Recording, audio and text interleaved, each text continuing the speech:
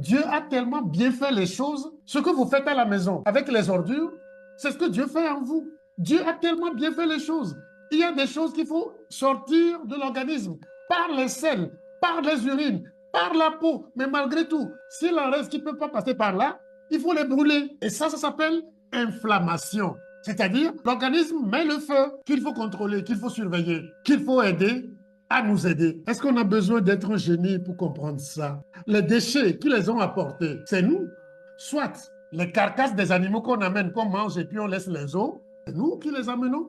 Soit des choses qui ne devaient pas se trouver dans nos assiettes, comme les produits chimiques et autres et tout, que nous amenons à la maison et qui incitent nos cellules à être brûlées pour nettoyer, assainir. Et d'ailleurs, regardez, quand nos parents, puisque nous sommes dans des pays supposément agricoles, où on était en bonne santé malgré notre pauvreté, alors que c'est la richesse en ce moment, quand il n'y avait pas les autres rurales et autres, les gens étaient en bonne santé. Regardez, le feu, on l'utilise pour défricher. Oh, oh. Vous croyez que les gens l'ont inventé? Je vous ai dit, tout ce qui est dans l'infiniment petit, c'est ce qui se voit sur nous, c'est ce qui se voit dans l'univers. Nous sommes la nature, nous sommes dans la nature, et la nature est en nous. C'est ce que nous faisons. On a un champ qu'on veut défricher, on choisit, brûler. Et n'oubliez pas, le feu fait partie des 4 éléments fondamentaux. Le feu fait partie des 4 éléments fondamentaux. Vous voyez maintenant que l'inflammation n'est pas ce qu'on nous dit et n'est pas le problème qu'on nous dit. Vous voyez que le feu est vie. Et pour que ça ne nous brûle pas, on doit s'en protéger. Mais ce même feu nous sert à manger. Ce même feu qui a permis, avec sa découverte, de nous donner des comportements différents de ceux des animaux, a été la base de réduction de notre espérance de vie. C'est depuis qu'on mange cuit, c'est-à-dire chauffé, qu'on a commencé par perdre des années de vie. Mais ce même feu nous éclaire. Et nous qui sommes exposés à ce feu, nous a donné quelque chose d'extraordinaire, de fondamental pour nous protéger, que nous tous connectés ici, nous avons. C'est la mélanine.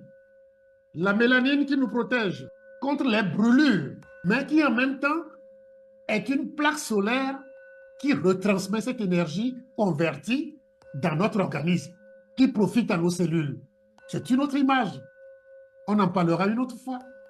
Vous voyez comment on est riche? Dieu a tellement bien fait les choses et tout est nécessaire. Le feu est nécessaire, mais on doit s'en protéger. Il nous a donné la peau noire. L'inflammation en nous. Maintenant que vous comprenez l'inflammation, que c'est nos cellules qui mettent le feu pour nous protéger et autres, vous comprenez pourquoi quand il fait froid, les gens qui souffrent d'arthrose et d'arthrite souffrent? Est-ce que c'est difficile à comprendre maintenant? L'inflammation leur permet d'avoir la vie de tous les jours, ce qui n'est pas normal, puisqu'ils mangent les ordures, les déchets comme nous. En plus de leurs problèmes de circulation et autres, ils ont des problèmes de sécheresse. Le feu, là, est mis pour entretenir au mieux leur résistance. Mais ils sont malades. Le feu leur permet de survivre, comme l'hypertension permettait aux gens de survivre.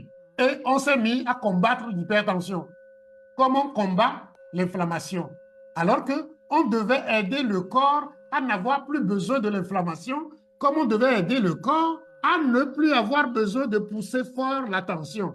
Vous voyez, il n'y a pas de différence. Et vous comprenez maintenant, l'inflammation, c'est nos cellules qui se défendent, qui se nettoient, et donc qui se protègent, tant que nous continuons à vivre notre vie de débauche. Et vous comprenez, si on les empêche de nettoyer la maison, les ordures vont se déposer et saluent les dégâts. Dieu n'a rien fait contre nous, rien fait contre nous, rien du tout.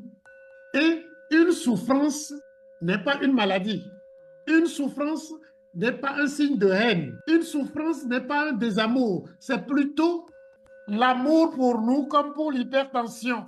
Notre ange, comme pour la douleur, qui nous dit il y a péril dans la demeure, fais attention. Comme pour l'inflammation, pour nous aider à brûler nos déchets. Vous voyez, il n'y a pas place à penser que Dieu a fait des choses contre nous. Il nous a mis en mission. Il ne peut pas être contre nous.